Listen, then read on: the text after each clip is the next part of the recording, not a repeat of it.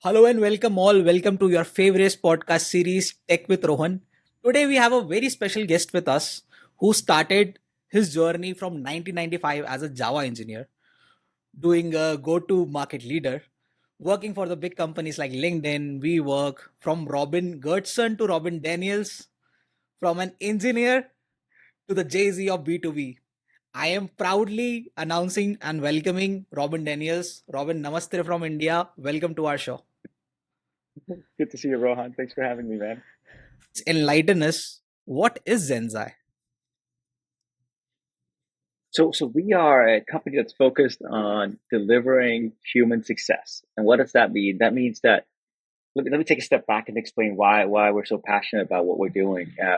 If you look at any data that's coming out of the big companies who research how people are doing, Gallup or McKinsey or anyone, they say that most people are unhappy. Oftentimes, it's like 60 to 70 to 80% of people want to quit their jobs.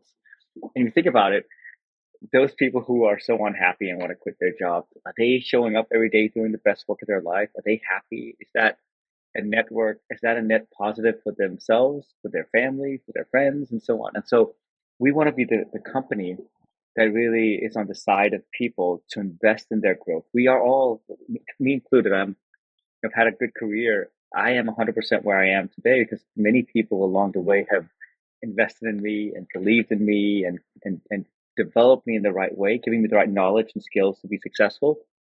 And we want to be the platform that helps do that for other people as well.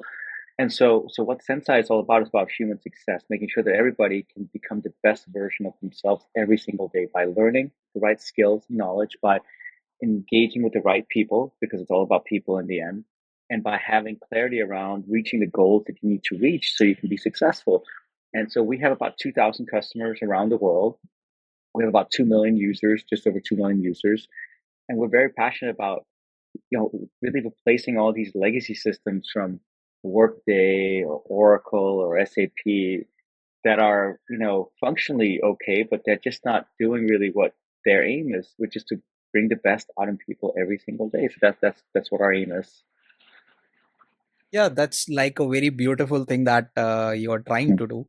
Like, not just the work, but bringing the best of the people and making sure they are actually happy in what they are doing and getting that growth. Totally, totally. I mean, think about where you are. I mean, you said you've been going for over a decade now. I'm sure it's been a lot of hard work for yourself, but also probably because you've surrounded yourself with good people who invested in you and Definitely. believed in you. And I think we all are. And so, can we create an environment where this happens for everyone? I mean, even if we move the needle for a small percentage of the population, it's worth it. I mean, think about all the big challenges that we have in the world. And if we want to solve them, we need people to show up every day, I think, and do incredible work with great ideas. And all the data proves this, that if you have an environment where people are motivated, they do better work, more innovative work, they bring better ideas to the table, they're more motivated. And so I want this to happen for everyone. I mean, as you said, I started in 1995. I learned how to program myself Yeah. because I was just a nerd and I love technology. And then over time, my career has kind of gone all kinds of different interesting ways, but a lot of it's because of the people around me who really giving me the opportunity to learn and grow. So, like, there's a entire 360-degree change from your Yeah, initial engineering to like you have doing a lot yeah, different now. So, like, yes, if I have to ask a question, like to the budding sure. engineers or the people who are entering into technology, keep yourself at their position.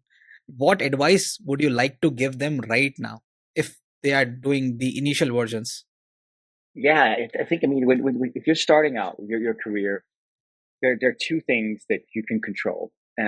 Everything else kind of a little bit out of your control. You can influence a lot of things, but the two things you can control is the energy you show up with every day, meaning, do you sit by yourself and work, or do you try to reach out to people in your company and pick their brain, have, you know, learn from them, develop them, and figure out what they're doing so you can kind of become better and better and better.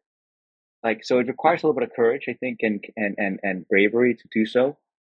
And then the other thing you can control is the initiative you take. If you find opportunities to go above and beyond, or things that are not happening, or things that are not being worked on that you think could be a game changer, then you can lean into that. Because when you're first starting out your career, you don't really have much experience, and it's hard to have a huge voice in the room already because a lot of people don't think you have a lot of experience. So what can you do? So when I think about my experience, when I first moved to Silicon Valley in 2000, I was 21. I got my first job as an engineer. As you said, developing websites for this startup company, and I was working for the VP of marketing, and she saw how I was interacting with the product managers and the sales team in the office. And she said, "Hey, you're okay with this engineering stuff, but I think you would be better actually in product marketing." And she kind of said, "Hey, you should do product marketing. I think it's more suitable for your skills and your energy and your ambition." And I, of course, go, "What is product marketing? I have no idea what that is." And then she took me under her wing and she kind of nurtured me and developed me. But that happened because I think I was showing up every day with an energy and kind of an excitement around the work and the people around me. And so that's what I would recommend to people who are just starting out. And so, of course, some of the things that are different, I think today is a lot of people work remotely, right? That makes it maybe a little bit more challenging sometimes. I think, especially if you're just starting out your career, because who do you talk to? Who do you learn from? Who do you lean into? But it's not impossible. You just have to maybe do it even more. Like, oftentimes, I would say a good hack that you can use, um, if you have people in your company that you admire or look up to, reach out to them, ask them, "Hey, can I learn from you? Can I pick your brain? Take, can I see how you've gotten to your career?" If you're just starting out your career and you reach out to a, let's say, director of engineering or a VP of product in your company and say, "Hey, uh, I'd love to just learn how you got to where you are today." Most people would say yes. Only like assholes would say no to that kind of request because most people are good people. They want to help each other out. And so I would say lean into that. Take the initiative. Be open, and show up with that excitement every day. It really is very contagious, and it will be a force multiplier for you in your life. Yeah, so basically, other than your hard skills, you should definitely work on your soft skills and showing up Yeah. and Yeah. asking out and being open. Yes. Yes. Absolutely. And work hard. I mean, it's like the post I was just sitting here today writing a post for today on LinkedIn. I never really usually post live. I usually work on it a little bit. And today was really around the idea of working hard. I think sometimes it's gotten a bad reputation in the world, like work hard, like this idea of working hard or hustling or going above and beyond. I think look at anybody and how that you admire and how they've gotten to where they are, whether that's Elon Musk or Taylor Swift or Mark Benioff or whoever they are. You don't have to like them or not, but they've gotten to where they are because they've worked hard and they've gone above and beyond. And so this is the other thing, especially when you're young, in your 20s, maybe even your 30s, when you work really hard. So when you get to your late 30s, 40s, you still, of course, work hard. I think a lot of people do, but it's also about working smart. It's about like figuring out how to focus on the right things. But in the beginning, when you're just starting out your career, if you're 22, 25, work hard, work your ass off, I would say, because that's how you create a reputation for being the best of the best. That doesn't happen unless if you just think about, oh, it's 4 o'clock, I'm done for today. I'll see you tomorrow. But okay, what? That's just, I've never seen that happen. If you really want to create that momentum in your life. So how, like you mentioned right now, you post cool post over LinkedIn. So what Yeah, do you think is the role of LinkedIn in today's digital world? How important it is for startup founders or anyone? great question. I think it's hugely important. I think I coach a lot of people on how to use it correctly and how to think about it. This is one of the best distribution channels you have to share who you are, what you believe in, what your company stands for, and really make people fall in love with kind of the movement you're trying to create. It's a free channel. I would lean into it very heavily and use it all the time, uh, because the distribution you get from there, is immense. And again, I think we live in an age where the power of storytelling is so amazing, where you can tell stories about your life. And people are so nervous about using it. Like, what if I say the wrong thing? What if it's stupid what I say? But I'm like, if I say to you, okay, I bet you in 10 minutes, I can come up with 10 to 20 storylines from your life, the beginning of them, not the full story, but that you can start writing down. So here's some good prompts. Tell me about your first job that you had. Okay, that's a good prompt for a post you could have. Tell me about the first time you got promoted. Okay, that's a prompt for a post. Tell me something you learned from your mother or your father. Okay, that's a good first prompt. They're so easy to come up with. It doesn't, and then you can start writing down like interesting stories that share a little bit about who you are and what you do and what you stand for and so on. So I think it's super interesting, and it's free. I think the problem a lot of people have, especially like CEOs, um, even kind of venture capitalists and so on, they still have this mentality that it's not part of the job. It's like this extra thing. So they don't take it seriously. It's kind of cute or they have to do it outside of work. And I'm like, no, no, no, no, no. This is work. This is the job. Part of your job as a CEO or as a leader is to use the tools that we have to create momentum. It'll help sales, it'll help recruiting, it'll help with investing and fundraising and all kinds of things. But as long as you think of it as this extra thing, you'll never take it seriously. You'll always be a little nervous about it. You'll never really like lean into it and it'll never take off for you. And so I highly recommend setting aside at least 10 minutes every day to use the tools that you have. LinkedIn is a great tool, but there are other tools out there depending on who you're selling to and what your goal is.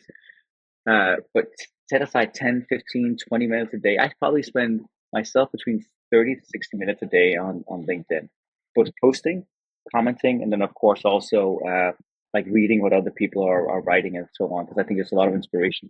I learn a lot from it. I think it's kind of like, I always think of LinkedIn as like a mini TED Talk. I go there every day and I get some Right. inspiration and I'm like, this makes me think a little bit differently. So there's so much goodness to be had from this channel. But I think the mindset shift that I would love to see is that people understand that it's part of your work. It's not this extra thing you do when you're in bed at night or you're with your kids. No, no, do it as part of your workday. This is part of what it means to be a leader. And you see it happens so often. The leaders who lean into it, their personal brands skyrocket, and it makes people want to come work for them versus the companies that they work for. And again, you don't go on LinkedIn or many other channels to talk endlessly about your company and your work. That's not why people are there.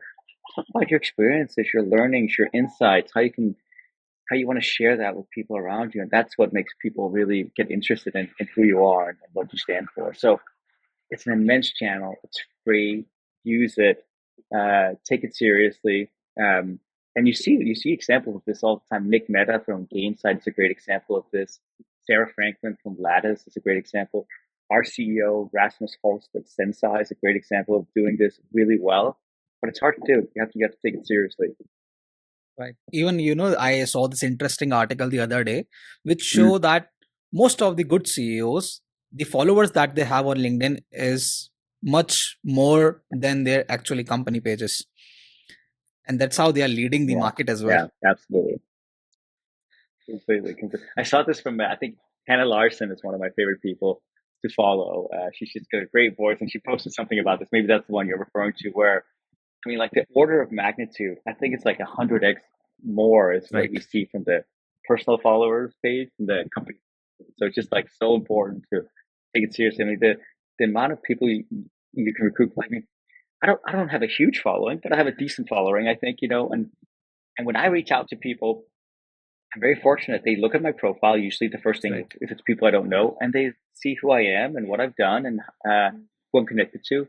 And that helps me Mhm. open a door. It doesn't mean that it's successful or we create momentum together or business, but it certainly helps opening that door. It's like recruiting, fundraising, sales Definitely. even, and so on. It's just it's well, so why not use it if it's free versus going and paying for all this stuff, that might just be much harder to actually break through on. So one question, like right now talking to you, popped up in my mind Mhm, is the like the energy and enthusiasm that you bring to the company, you bring to the people, and the way mhm. you are maintaining yourself. I would love to know your routine. That's What's your good. routine? Yeah. Um, well, uh, to me, it's a lot about. I really believe heavily in the mind body connection, meaning uh, I my mind is only as healthy as my body is, and vice versa. And so I focus heavily on what I eat and how I exercise because I know. it really makes a big difference in my energy and my mental attitude. So, for example, I do intermittent fasting. I've been doing that for over 10 years now. So I don't eat before um, noon usually, and I usually eat between noon and 8 o'clock or so. I have a couple of rules of exceptions to that when I'm on vacation Yeah. or sometimes like that, but I try to be fairly firm about it. And the reason why is it's not so much because I'm worried about getting fat or anything. It's just the energy levels that I have are so immensely higher because I do this. I've noticed just that, I mean, because I'm not having the spikes that you have normally when you eat food. And so when I finally do eat, I try to, especially at lunchtime, really eat vegetables and maybe a little bit of protein, and not nothing that's too heavy. Because I've just noticed if I eat a big sandwich or pizza at lunch or pasta, I just want to go take a nap afterwards, and it just ruins my Right. productivity for 2 or 3 hours. So I'm really mindful of that. I've tried to become a lot better at sleeping. I had a couple of years where my sleep was really, really broken because of too much travel and because of working in kind of offset time zones, which is really tough. And I've been really working on that as well. I would say it's medium. My sleep, it's not great, but it's much better than it used to be. I have my Aura ring here, so I try to track my sleep very heavily as well. And then exercise, man, I try to really exercise every day. I try to and it doesn't do the same every day. I love running. Running for me is kind of a meditation. I'm a little too hyper and too much high energy to sit and meditate. Uh, and even though I know how good it is for me, so what I do is I do exercise instead. Especially running is the best because it's the only time of day when I can just fully be by myself and my thoughts. My day is super busy with talking to people all day. My team is around the Right. world, and I have a lot of peers and colleagues. And then I try to do a lot of speaking and so on. So I'm basically talking, I feel like nonstop for oftentimes 10 hours, 10 to 12 hours a day. And it's fun. I like it. It's a little exhausting though. But so for me, like running is a kind of meditation. And it's also what's so ironic, Ron, is that I have to kind of, this weird thing about life, this weird paradox that in order to get more energy, you have to spend energy. So there's a lot of times where I don't want to work out, when I'm tired or maybe even a little cranky, but then I work out and I always feel better.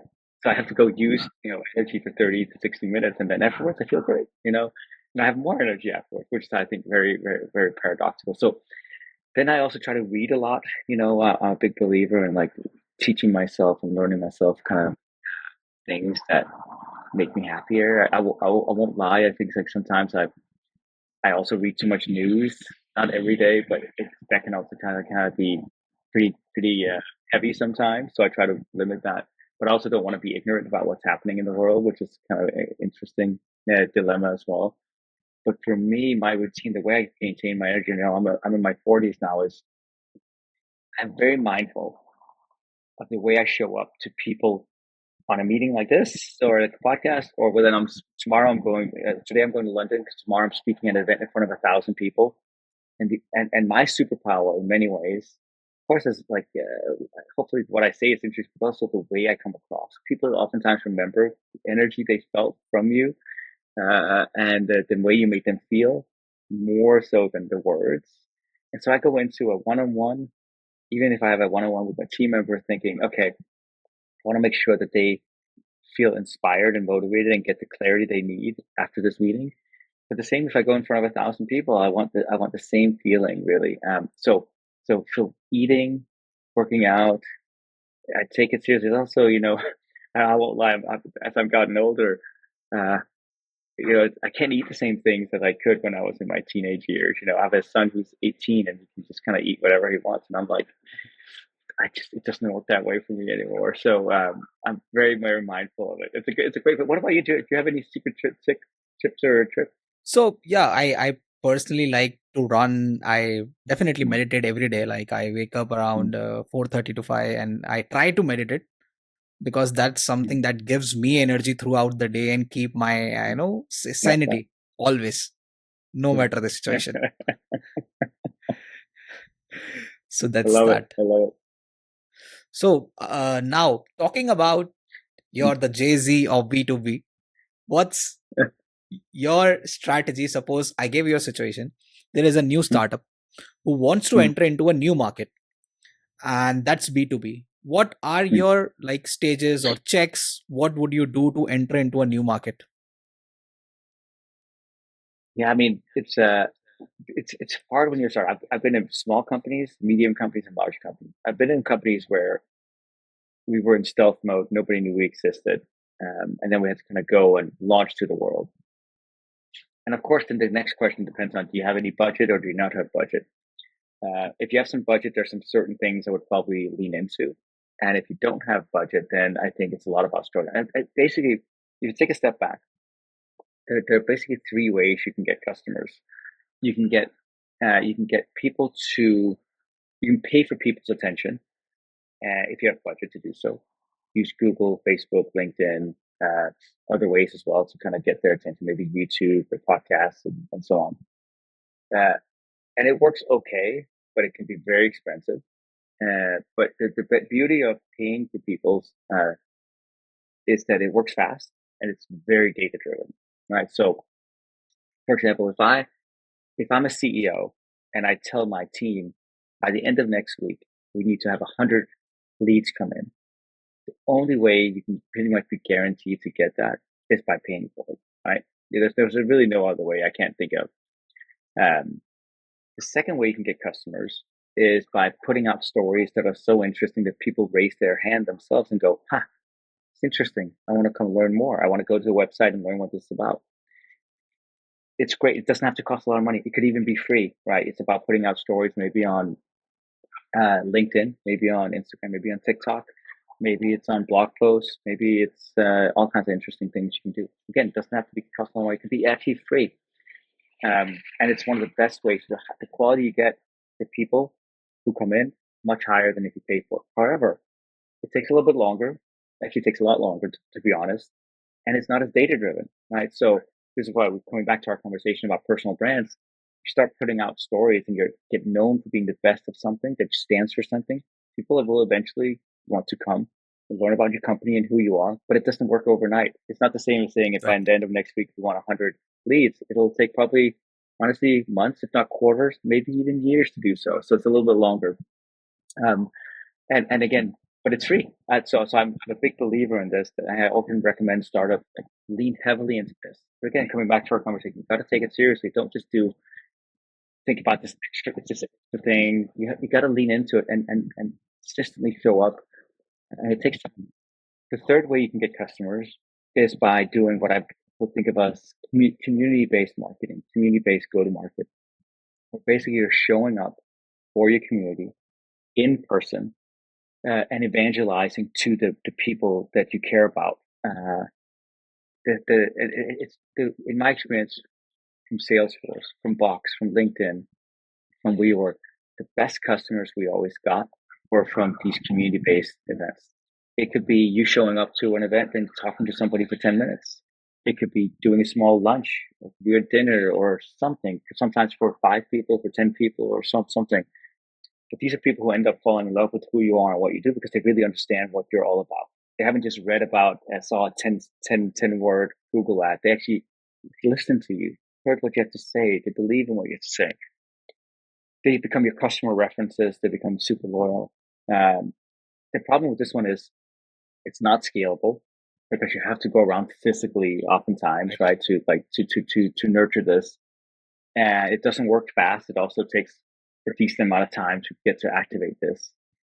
And so a good marketing strategy, I think, if you want to like get successful as a startup company, the truth is you probably have to do a little bit of all of them. If you only lean into digital, it can be costly and you probably don't have a lot of money when you're starting out. And a lot of the stuff that's going to come in is probably crap. So you're going to waste a lot of money.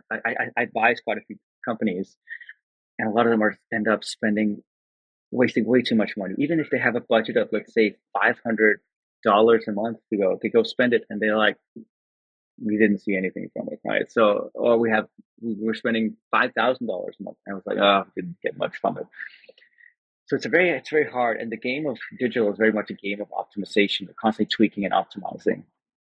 Um, but I would say I think good marketing strategy, good go-to-market strategy is really doing all three.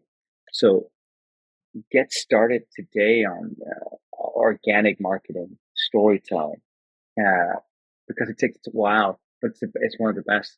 Start showing up in the community. When I started out at Salesforce in 2007, my God, I was I went everywhere to talk to as many of our potential customers as possible. And it was a lot of burden, a lot of travel, a lot of like showing up at events and trying to just like, I just told people, I'd talk to anybody who would talk to me about, hey, because this was all about, we were standing for cloud computing. This is kind of our fight. The world was still very much, servers and client server architecture and all that kind of stuff. And we were really like, we're different. Let me tell you about how we're different. A lot of work, a lot of like conversations to make that happen. But when people got it, you could see, wow, they really get it. And so if you're starting out, you have basically those three options. And the truth is, I think you got to do all three, right? But you got to figure out like how to balance all three because it's not easy. Well, one of them alone will not be successful because if you only lean into storytelling or community-based marketing, it's super valuable, probably the most valuable, but it also takes the longest. And again, we know if you're a startup, time is of the essence. You got to move fast. You can't wait 2 years to get your first customers. You got to get them probably in the next quarter or two. So it's a really hard balancing act. That's why I think a lot of companies fail because they haven't figured out to go. I'm here. I've spent the last 10 years advising companies. So many of them have great ideas, even great products, but they fail on the execution of going to market. Honestly, and it's hard. It's really hard. Um, but that's what I would do. Yeah, so like try all the channels and then optimize and personalize as you need. That's the best way Yeah, to do it. totally, totally. The thing about we live in this time, I always think of this is that we're in like this golden age of storytelling. Mm. The thing about the challenge app, you can use Yeah, TikTok. I see some companies use TikTok really well. I'm like, oh, that's really impressive. You can use Instagram or Facebook or LinkedIn or X if you want to, whatever you want. You can use videos on YouTube. I mean, there's so many great ways to tell stories. You just got to lean into it. It's not going to be easy because the key is to have something interesting to say. There's so much noise out there. There's so much volume of information that if you don't have anything interesting to say, it's like, fuck, man, I'm not going to pay right. attention to it. Yeah, And even like just to get the attention, I see people are posting like anything. yeah, This buzz totally. term attention is the new currency. I don't believe that because you No, need definitely, as you said, that there should be something mm, interesting to say and what you stand for. Who are you? yeah, yes, yes. But That's what I'm seeing is interesting as well is that there are a lot of people. Let's take LinkedIn. It's probably the channel that you and I maybe use the most, and I can relate to the most. But it maybe happens in other channels as well. But I see a lot of people who have a crazy amount of following and crazy amount of engagement, yet it's not turning into any business because what they're posting is very generic, right? But it's like meme stuff where it's like you nod along, you laugh at it. I even like it. I go, I think it's funny and so on. But does that mean I want to work with this person or I can do business with them? That's different than standing for something and having a point of view, right? I see a lot of people post like memes or funny takes or something. It's like, and they get like crazy amount of likes, and thumbs up and so on, engagement. Yet I know some of these people who struggle with getting business because it's not translating into business because right. what they're posting is interesting, but it doesn't mean that they are standing right. They're not known for being the best of something. I think again, if you want to ultimately have this translate into a currency of business, you got to be the best of the best in something. You got to stand for something, Right. whether that's being the best in AI or whatever it is. I have the deepest knowledge in CRM systems or marketing automation. Like if you look at somebody like Dave Gerhardt, who I think I'm a big fan of his. He posts a lot of great content. He is like known for being, of course, super insightful, funny, but he also posts really good takes on marketing leadership and marketing organization and go to market. And he's known for being one of the best in his field. And I'm sure that if he posts something, even though he doesn't have as many followers as many others who have way more, it translates to a lot of business. And It's that's kind of the quality. secret hack. Yeah, it's quality. Got it. Have you ever been to India? I have not been to India. No, it's definitely on my bucket list. I'm surprised, I've been to about 50 countries. I've never been to India though. I really want to go. Maybe you can invite me. Yeah. Let me Yeah, come speak at definitely. an event there Definitely or you something. should come. Yeah, I definitely. know. You would be learning want a lot of different business language here. Yeah. Now, how I was about to ask you, how is the startup scene there, and how is it different? Do you think than what you're seeing So, everywhere else? one thing is there are many startups coming up, but the main reason what I see what is different is the innovation. Like if say everybody is Mm, saying AI, but like I am seeing most of the people are using ChatGPT behind.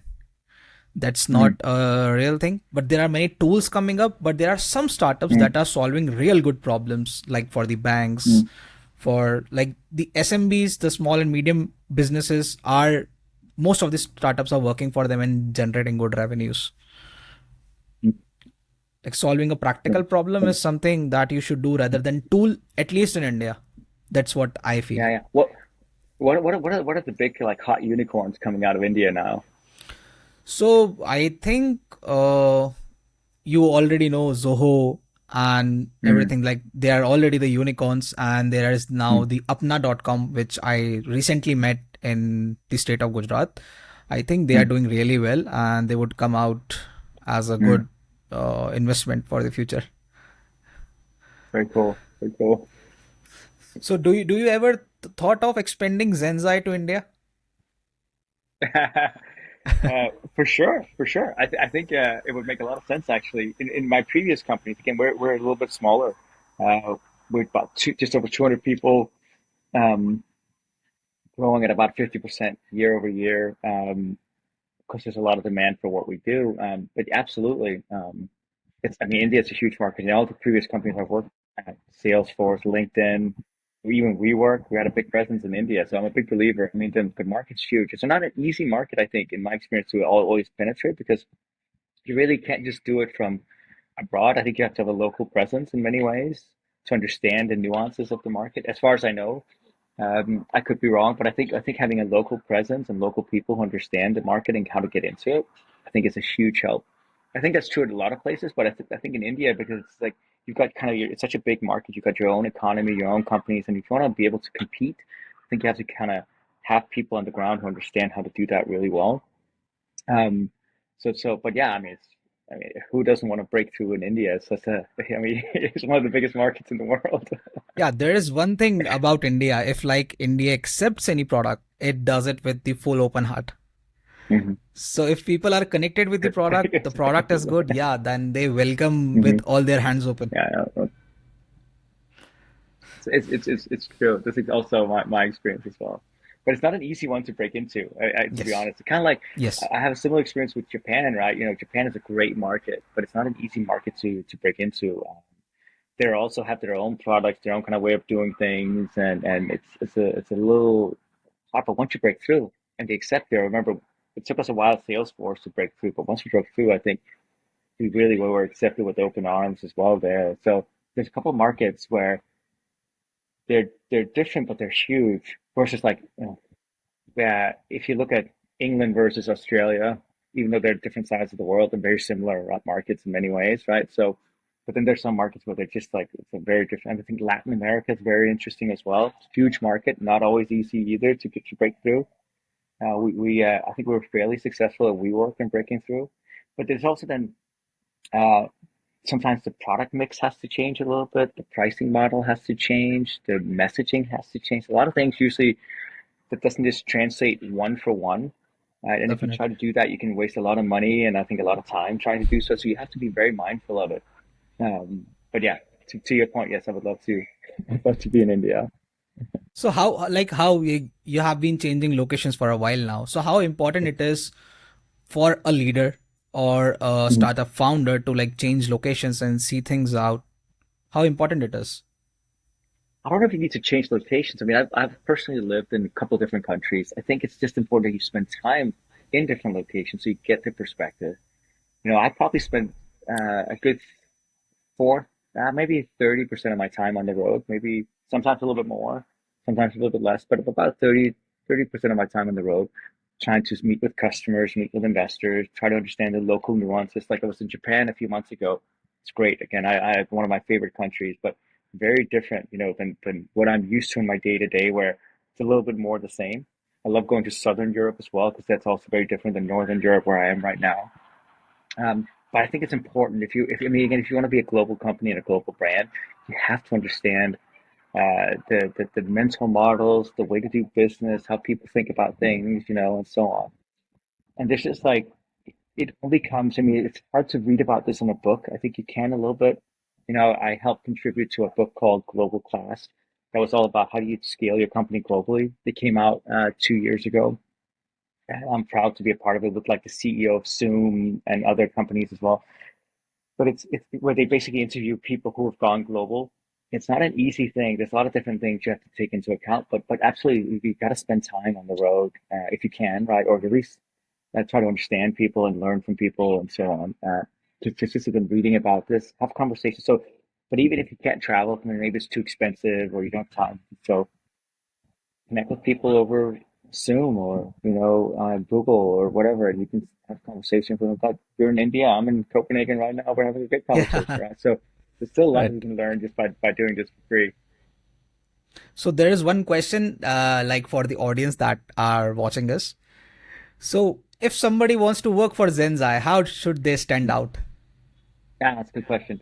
Um, I think definitely it's about having a personality, standing for something, but also being really good at something. I mean, like now that we've kind of elevated our brand uh, in the last year, the amount of applications that we get from people who want to work for us has skyrocketed, which is great.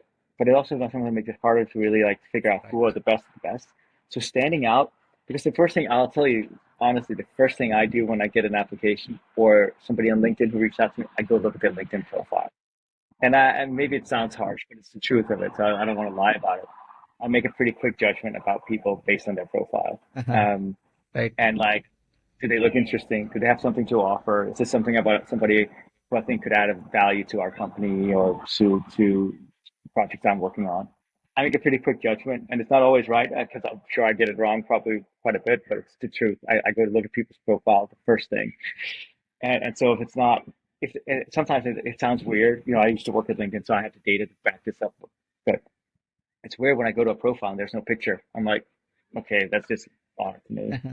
I know from my time with LinkedIn that people who have a picture on their profile get 20 times more views. But it's not just about the volume. I also think it just tells a little bit about the personality of the person. I mean, it's weird when if I get somebody applying for something and I go and look at their profile, and there's no picture, and like it makes it now I suddenly have to guess who I think this person is. What are they? Then I think to myself, what are they trying to hide? I'm not choosing you based on your looks. I'm like, I don't care who you are, what race you are, if you're man, we're male, female. I don't care about it. Like, just like, what's your personality? It's like that's what I care about. So it might sound superficial, but I think it's also again the truth of the matter, right? So to take the time to invest in your profile.